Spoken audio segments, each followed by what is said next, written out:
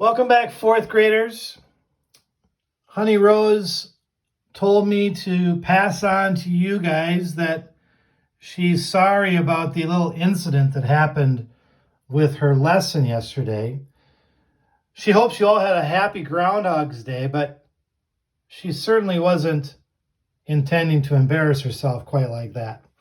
In any case, today we start in on some science together. We're going to work with science and reading and go through some of the information as well as add some extra information in. Now, the water cycle is really just three basic steps. You see the arrows here in this little diagram. Just keeps repeating itself in these three main steps. What makes it hard is the words are so big. That's why it's difficult to understand, but really the idea is not too hard to understand, especially when you just keep it to these three basic steps. Now, the book goes into a lot more detail, has a lot more things going on in this picture and in this reading, but let's just take a sec and focus in on this particular paragraph. It says, "Where does the water that causes rain come from?" Actually, the water was there all along. All of the water in the whole world has always been here. That's kind of hard to imagine. The water that we have here on this earth is the same water that's been here the whole time. It never leaves. It just changes form and it changes its location and it changes where it is. But it's always still here. Think of all the oceans and all the lakes on the globe. This is where the tiny particles in the air come from. But how does this happen? Well, the Earth's water cycle begins with a change in temperature. When the sun heats the Earth, a little water from oceans and lakes and rivers evaporates. It turns into an invisible gas or vapor. Water molecules rise into the air. And eventually clouds form and the water drops back down to the earth. It comes back as rain. The rain flows into rivers or streams back to the oceans and lakes again. Do you see the arrows in the picture? These arrows show the path of water from the ocean to the sky and then back down to the earth. This is the water cycle. So in its simplest form, the water evaporates. It means it goes up as a vapor, changes from a liquid. You can see the sun is heating it, and now that sun is heating the water and it's rising up. See that vapor coming up? So it's evaporating up into the clouds. When it goes up into the clouds, it condenses. And as it condenses, it gets heavier and heavier and it cools down and it condenses into these droplets. And eventually those droplets can't stay up in the clouds anymore and it comes back down as precipitation. Rain falls back down to the earth and goes back into the oceans or the lakes or the rivers. Well, thanks for joining us, Honey Rose. I know that yesterday was kind of a tough day for you. First of all, it wasn't Groundhog Day, it was Groundhog Day. And then you had that little incident outside, which is totally natural. I get it.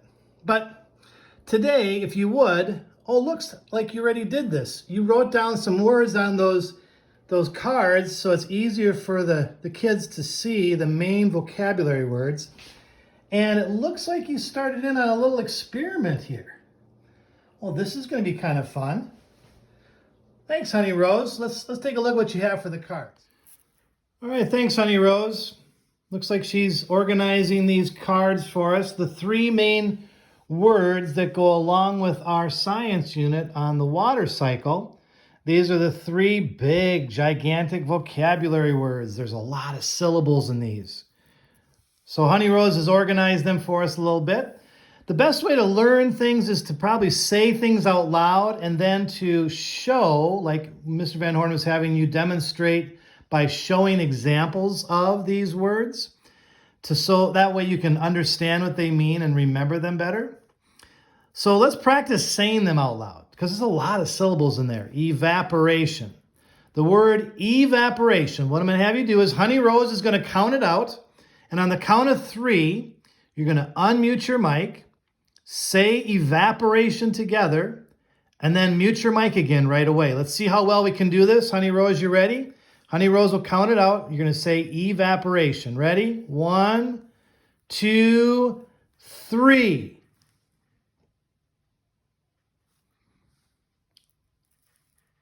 Nice. Remember to mute your mics right away after you say it, but it's good to say it out loud. If you say it out loud, it starts to get into your memory, evaporation. Now that your mic is muted, while you're listening along, you can just say that word out loud a few more times. Evaporation, evaporation, evaporation. A lot of syllables, evaporation. Then we move into this next word, condensation. Let's all say condensation again. Again, wait for Honey Rose. She's going to count it out.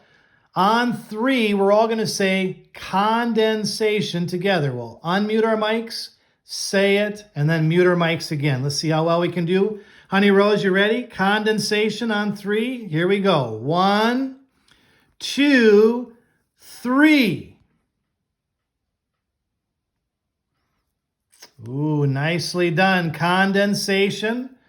Make sure your mic is muted again. And now that your mic is muted, you can practice saying it in your own space at home. Condensation, condensation, condensation. Gets it into your memory and helps you to learn it. Well, we have one last word. The word here is precipitation. Again, a lot of syllables. Precipitation. Precipitation. Wow, Honey Rose, you can barely count that out.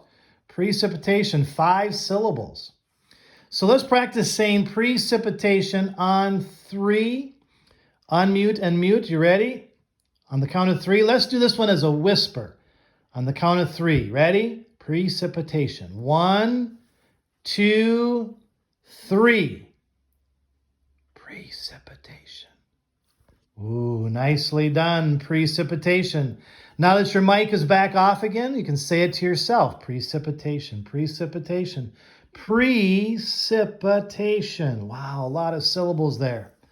So these 3 words go along with our science unit about the water cycle. It's the main vocabulary words.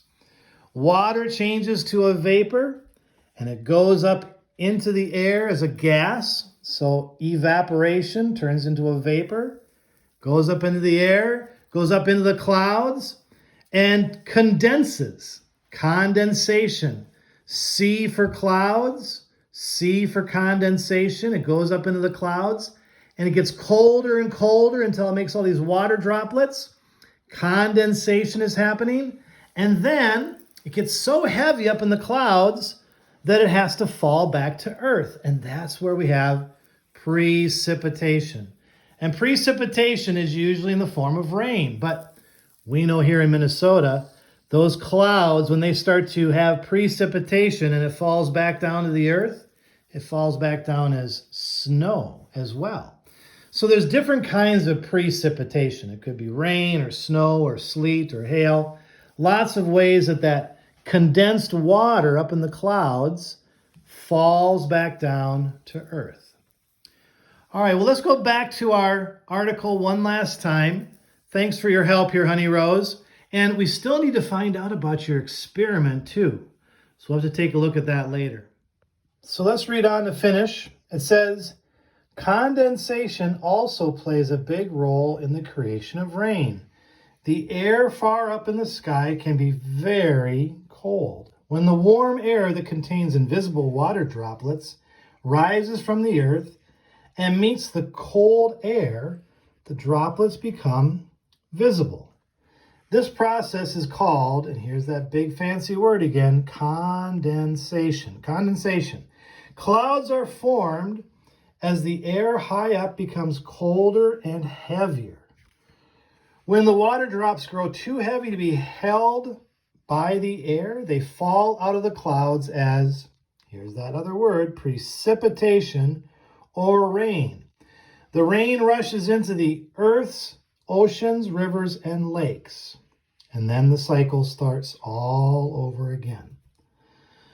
Wow, same thing over and over again, day after day after day. Evaporation, condensation, precipitation. So this is really the same thing as what our science book is showing us. The water is on the move. It says the water that you drink may have once been underground or high in the sky. How does water get from Earth's surface to the air and back again? Well, we should find some of those same words again. Sure enough, evaporation, condensation, there it is, precipitation. Yeah, there's some other things happening, some other words that are used on this picture, but it's really just the same thing over and over again. It's just another way of looking at it. All right, fourth graders, we're going to save this experiment then for tomorrow. This is a simple way for us to once again understand the three main vocabulary words to the water cycle: condensation, evaporation, precipitation. And Honey Rose will put this together for us again and show us how to make this. It's really quite simple, but it'll help us to understand again more about the water cycle. This unit has a lot of vocabulary words. So it's important for you as you're working on that assignment for Mr. Van Horn and you're working on understanding all these words that go along with the water cycle, that you take time to say them, practice them, say them to yourself, say them inside your head, and then picture them. Picture what they mean. Picture where they are in that cycle as you looked at all those different arrows. You can also look back in your science book. There's all those pages that Mr. Van Horn highlighted that you can look back to and read more about. Your teachers might have some links on EPIC. I left a few links on EPIC for some books that you can also find out more about the water cycle. But I'm going to stop here because I don't know if you guys remember this or not, but February 3rd is International Golden Retriever Day. And I promised Honey that we would take a nice long walk today and check out some things in the snow and run around and play some more fetch. So we will see you again tomorrow.